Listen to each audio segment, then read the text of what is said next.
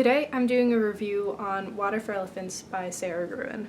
This is a really, really good book.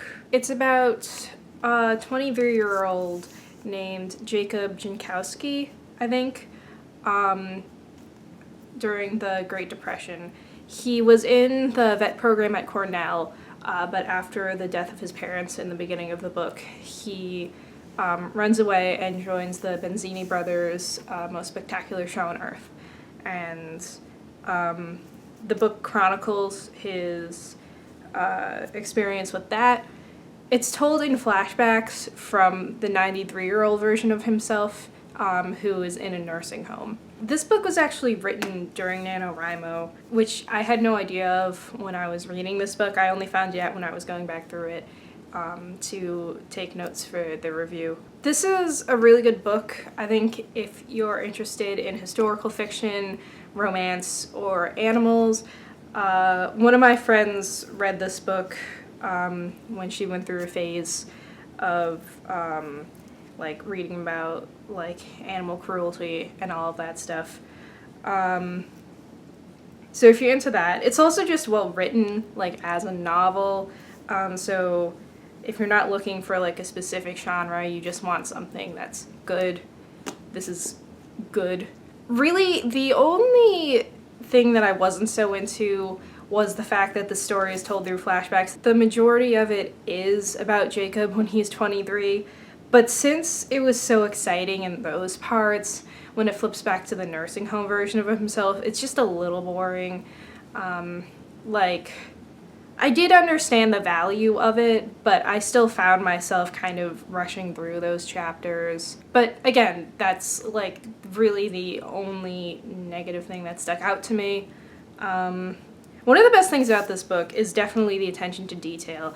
That is one of the things that had me so absorbed in it. That said, like, even though the attention to detail was like so thorough, and there was like obviously a ton of research that was put into this, it still felt like a fairy tale. And I mean that in a good way, but I guess if you're not into that, it could be bad. But I think because of the romance aspect, it just felt very much like a fairy tale with like a bad guy and two star-crossed lovers. And even though it like follows that skeleton of a plot, it's still like its own story. It's still unique enough for it to be able to pull it off without it being a bad thing. The characters in this are all super well developed. They'll have their own personalities. If you like picked out a little segment where someone does something, you would probably be able to tell what character does it. They're all very diverse. That probably, what helps that is probably that they are in a circus. I'm someone who gets really attached to characters. I think that I read stories more for the characters than the plot. The plot is still, like, super important. Like, if you have a bad plot, there's really no way of saving that. But I get super invested in characters. And the characters in this really just came to life. The reason why I picked this up was because a bunch of years ago I went through a period of watching old circus movies. When we got TCM, the channel, there was a day where they just had like a bunch of old circus horror movies like Freaks and Circus of Horrors. And that was partly why I was interested in this book.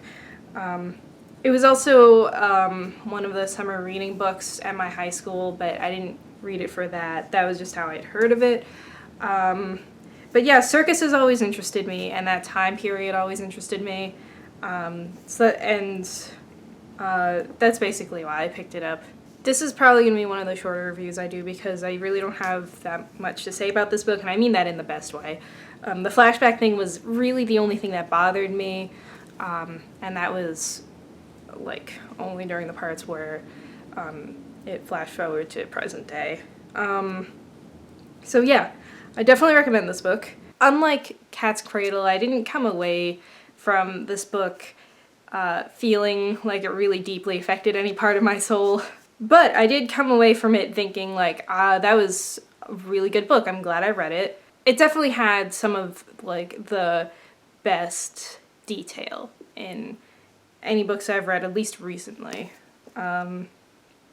yeah, I'm glad I read it. I recommend it. It's a good book. It's a very good book.